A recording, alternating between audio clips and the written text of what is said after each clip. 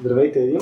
Благодаря, че прие нашата покана. Моля, представи се и скажи малко повече за компанията, която представляваш. Здравей!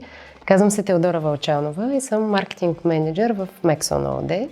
Компанията е водещ производител на почистващи и перилни препарати с марките Medix, Alvina, Razer и Stilena. Това, което ни прави уникални, са нашите отличителни формули и custom-made аромати, специално разработени за нас, които правят почистването и прането наистина страхотно изживяване.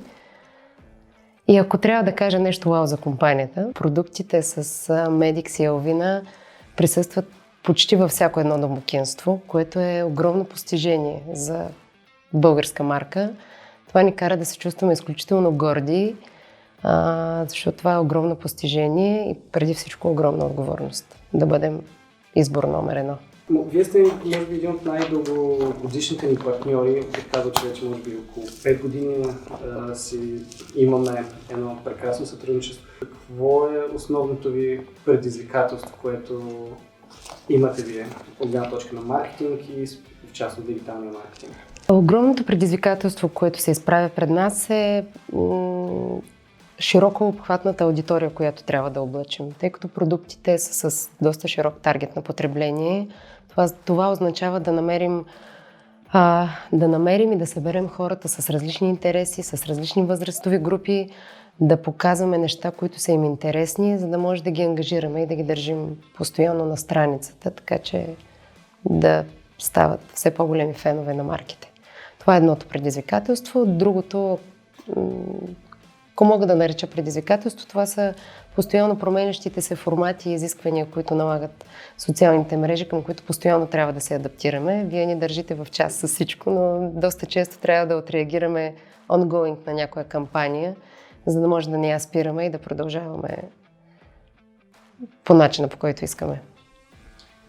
Можеш ли да ни споделиш какво успяхте за вас вие да тествате или да валидирате в хода на кампаниите, които сме изграждали заедно? Нещо, което вие за вас сте успяли да си отговорите, т.е. дали сте спрямо някаква хипотеза или въпрос сте успяли да си го валидирате като хипотеза?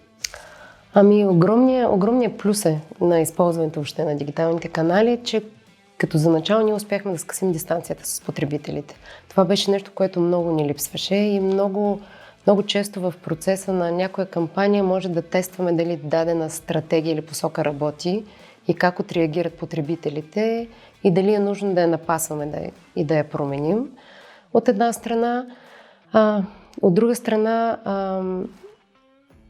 ние използваме преди всичко дигиталните канали да информираме за нови продукти, да показваме нови аромати, да показваме новости за компанията. Но най-важното, което правим и което ни е най-ценно, е, че се опитваме да разказваме истински истории и най-вече да разказваме истории или да казваме образователни неща, за които в другите канали не ни остава време или ресурс.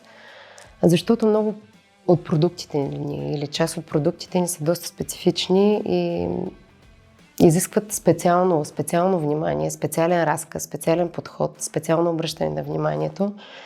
И специално кризата, която беше тази година,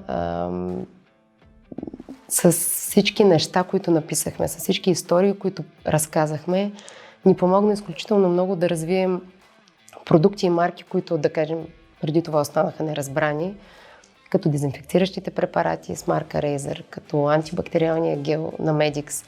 И въобще дигиталните активи бяха място, в което можехме да коментираме, да отговаряме на въпроси, да даваме полезна информация. Това видео е до голяма степен за хора, които хипотетично се намират в обувките, които ти заемаш. Какво ти би посъветвала един маркетинг менеджер, който в момента си търси дигитална агенция?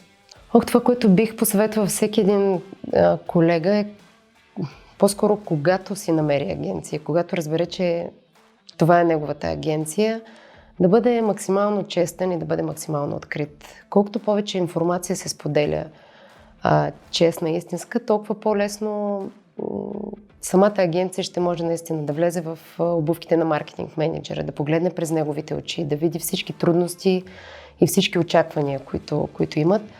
Но също така е много важно преди всяка кампания и всяка стратегия, която започваме заедно, да има много добре разписан бриф. И този бриф да бъде ясно, че разбираем както за едната, така и за другата страна, защото много често в някоя кампания не работят само маркетинг менеджер и акаунт менеджер, а зад акаунт менеджера стоят още 5 или 10 човека, за които също е много важно да са разбрали целите. И на края на кампанията двете страни тогава ще са най-щастливи. И ще има най-малко излишни движения. Така че честност, откритост и желание за работа. И желание за дискусия. Това да се дискутират и коментират нещата, въпреки че много често сме били дори на различни позиции, смятам, че само с дискусия и така изслушване на двете страни се получават най-яките неща. И разбира се, един от любимите ми въпроси. Какво те впечатлява в работата с нас, както Жоро беше казал? Какво уау от нашата съвместна работа? Уау е, че винаги много ме подкрепяте в много напечените моменти. Знам, че винаги мога да разчитам, освен на мнение професионално, което някой път се изисква изключително бързо като реакция.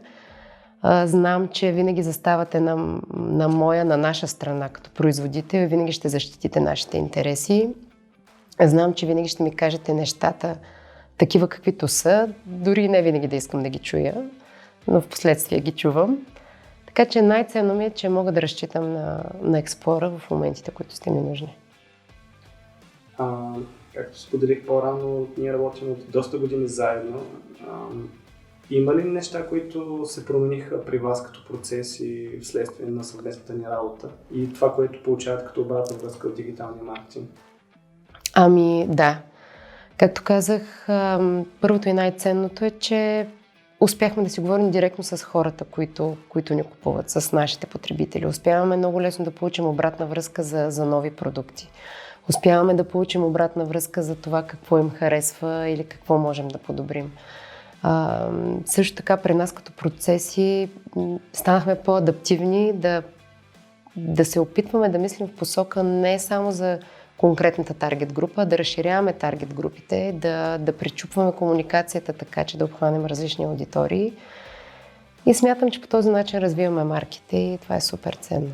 И като последна тема винаги завършвам с това някакъв съвет, който би дал на хората, които гледат видеото, нещо, което за теб е така много на сърце, някакъв тип мантра или нещо, което би ги посъветвал?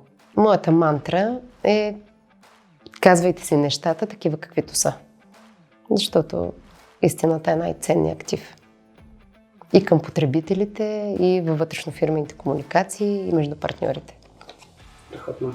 Благодарим ти за това участие и си пожелаваме да имаме още дълги години успешно сътрудничество и ти благодарим за отделеното време. И аз благодаря.